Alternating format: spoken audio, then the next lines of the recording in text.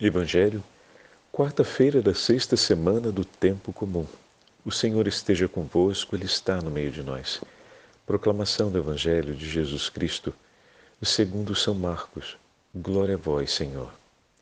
Naquele tempo, Jesus e seus discípulos chegaram a Betsaida. Algumas pessoas trouxeram-lhe um cego e pediram a Jesus que tocasse nele.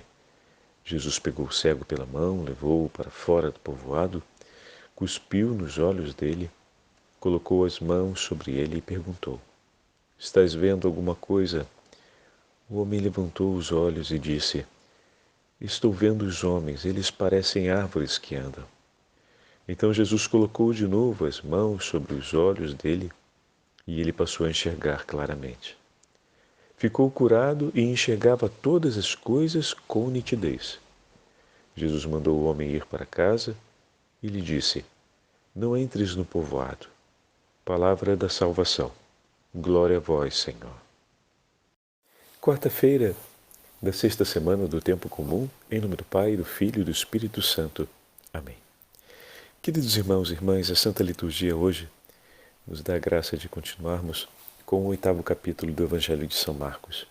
E ouvimos esta cura realizada por Nosso Senhor na cidade ou na região de Betsaida. Aqui entram alguns elementos muito interessantes para nós. Mais uma vez, vemos que Jesus, chegando na cidade, é recebido pelas pessoas que trazem até ele aqueles que mais necessitam.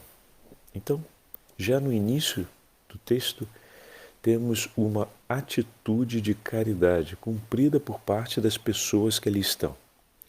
Todos, sem exceção, tinham suas necessidades a serem apresentadas a Jesus, mas a necessidade de alguns era que Jesus realizasse o bem em favor de outros. Olha que significativo. Essa deveria ser, ou em muitos casos, vamos dizer a verdade, pela graça de Deus já é, a realidade no coração de muitos corações. São muitas as pessoas que já trazem consigo um desejo ardente de ver Jesus realizando o bem na vida das pessoas que estão à sua volta. Quantos são os filhos que desejam isso por seus irmãos? Quantos são os tios que desejam isso por seus sobrinhos? Quantos são os amigos que desejam isso pelos seus amigos? Quantos são, claro, os pais que desejam isso por seus filhos e os filhos que desejam isso por seus pais? Mas aqui, no texto do Evangelho de hoje, não se fala que existia um vínculo de família entre aqueles que traziam e aquele que era enfermo. Por isso, aproveitemos olhando o Evangelho de hoje para bendizer ao Senhor pela caridade no meio de nós. Bendizer ao Senhor porque entre os homens e mulheres do nosso tempo também existem muitos corações cuja prioridade é conduzir aqueles que estão sofrendo a Jesus, cuja alegria e súplica que trazem consigo dentro do peito é: Jesus, salva, Jesus, ajuda aqueles que mais precisam. E que se mobilizam, levando até o Senhor aqueles que são os mais necessitados. Bendito seja Deus, porque ainda que no mundo vejamos tanto individualismo, tanto egoísmo, tantas pessoas que estabelecem a chamada idolatria, moderna, e colocam a própria saúde, o próprio bem-estar, a conquista da satisfação pessoal nas primeiras ambições da vida, ou seja, num grau de importância tão grande em que Nosso Senhor e as coisas do Evangelho vêm só depois. Também são muitos os corações que zelam por levar até Jesus aqueles mais necessitados, cuja alegria é ver o Senhor realizar o bem, é ver o Senhor realizar a graça em favor do outro que mais precisa. Bendito seja o nome do Senhor pelos corações que se fazem à frente para levar seus irmãos até Ele. E hoje também celebramos a memória, é uma memória facultativa, na verdade. A liturgia hoje nos dá esse pequenino tesouro de recordarmos São Cláudio La Colombière. Não sei se pronunciei bem porque o nome é francês, mas esse foi o diretor espiritual de Santa Margarida Maria, que recebeu a revelação do Sagrado Coração de Jesus. O Senhor havia prometido a Santa Margarida Maria que enviaria um seu servo, um seu amigo, que faz do seu coração prioridade pelo bem de seus irmãos. Como no Evangelho de hoje.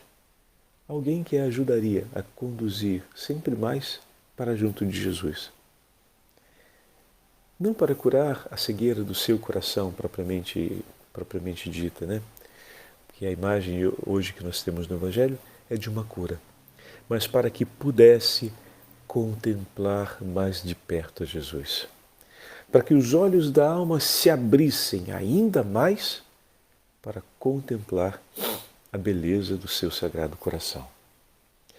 Quantas são as pessoas que o Senhor coloca na nossa vida, que vão nos ajudar a chegar até Ele em meio ao sofrimento e à cegueira da alma.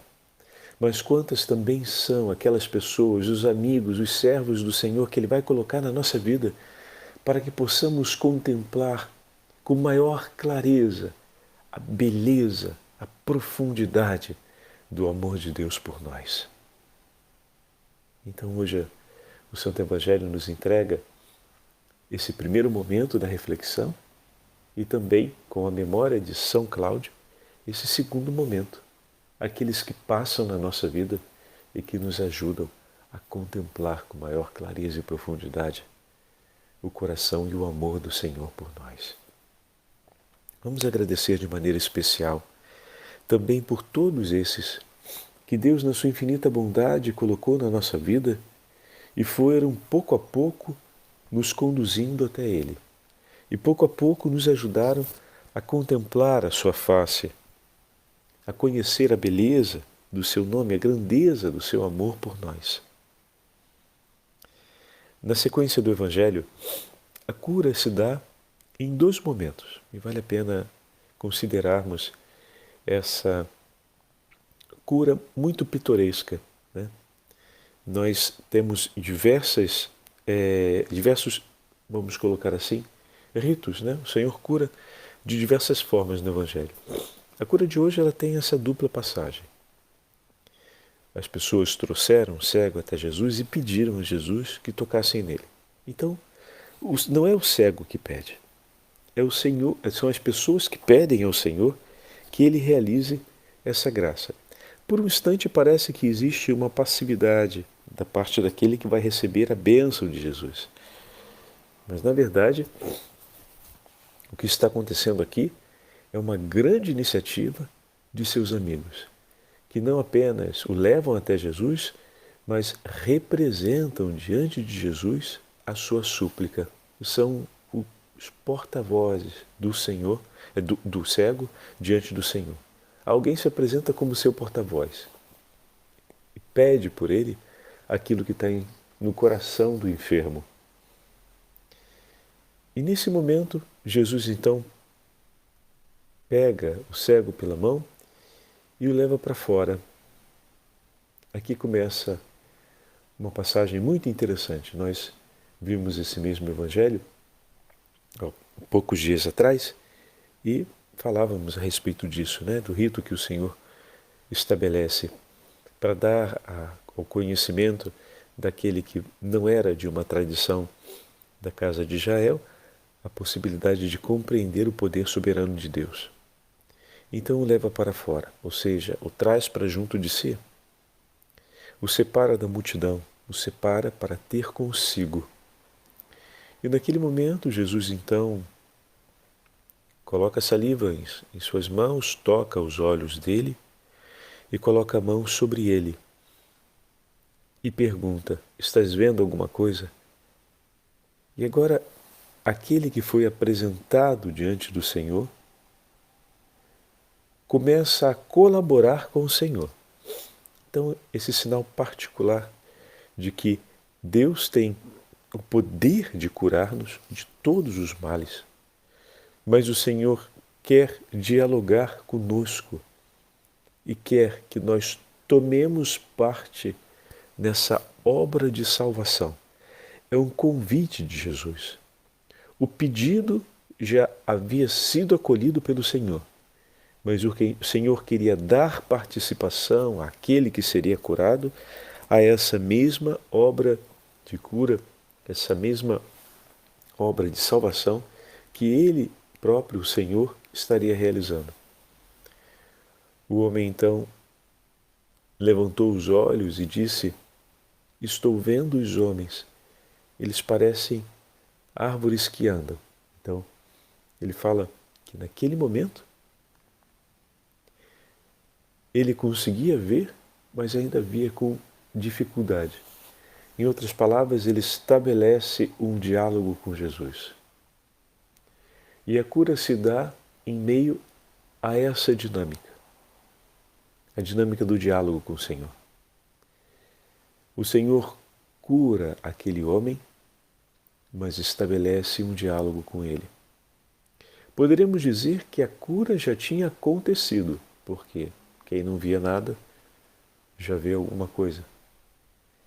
Mas para que se chegasse à perfeição, ou seja, a completa libertação ou a cura perfeita, era preciso que o coração estabelecesse um diálogo com Cristo.